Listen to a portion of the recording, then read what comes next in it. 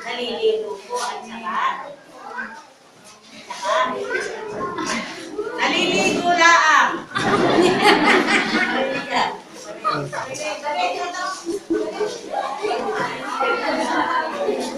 Aray, maganda pa rin na aray. Anong ginagawa sa umaga? Naliligo rin. Ha? Ano yan? Naka-makeup ka pa? Hoy! Nag-ready ka? May sayaw. Kaya pala sila yung mga nakagwala. Ganda naman. Mamaya papanoorin natin yung sayaw ha. Ha? Ilan po dito ang anak ay 3? Tatatlo lang po anak mo. Sa una, sa ikalawa.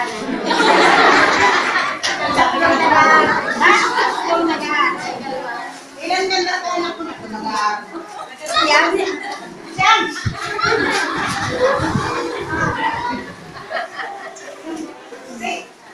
Nag-umpisa ka ba rin ako 3? Sino sa inyong anak ay 4? Ano yan? 4 ka nag-aaral o 4 talaga? 4 ka. Ano po? Bakit? Graduate na lahat? May asawa na yung iba, ilang taon niya? May ilang taon ng asawa? Ang mga may asawa? Ano ba ba yung nagkita ng 20? Tapos? 16, may asawa na. Hindi po, hindi ko sabihin na yung mga anak ko nito. Okay, kaya 4. 5 ang anak. 5, 6. 7.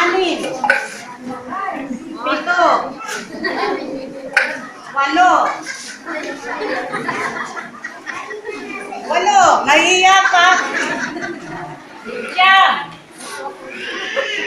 Ayaw mo nang tumaas. Sampo. Ano isa? Sa Pisipi, sa talagay namin. Yang anak niyo ay yaman, ha? Huwag niyo kaya yun. Ang anak niyo ay yaman. Kung tuturuan niyo na sila ang magdadagdag sa inyong kamay. Hindi yun. Kayo ang para sila ay gusto sa luho. Tuturuan ng tama. Ito. Nakikita sa inyo ng inyong anak ay kanyang gagawin. Ang ipinanganak ang mahirap, hindi problema. Pero ang manatili sa isang mahirap na sitwasyon at wala kang ginawang kaparaanan para umalis, yun ang tayo ay nagmali. Kaya, naririto po sila, lahat tayo nandito.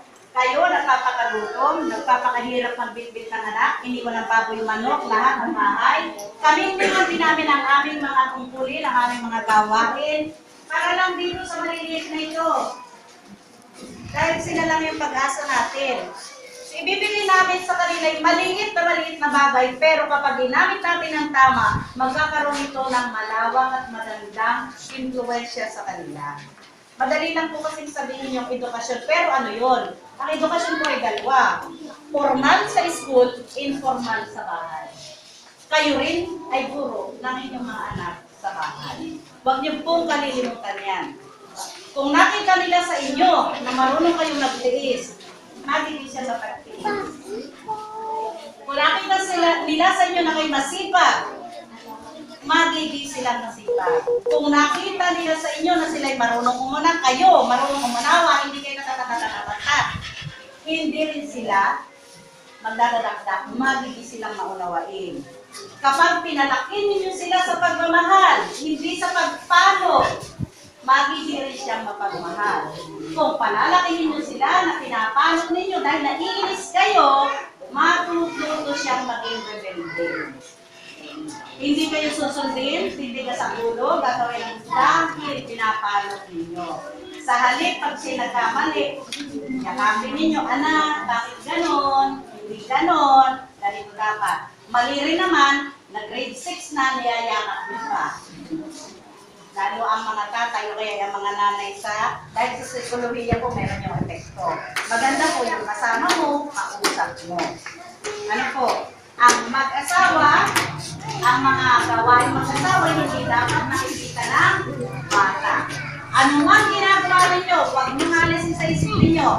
Ano man ginagawa ninyo, dapat palagi tama ayon sa batas ng Diyos. Dahil kung hindi, akala nitong mga ito, tama yung ginagawa ninyo.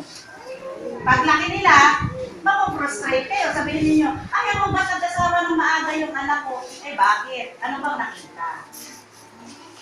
Ay, yung anak ko yun, hindi. Ang alam ay trabaho. Dahil, yun ang nakita sa iyo. Ipinamulat mo sa kanya yung resulta ng magandang pagtatrabaho.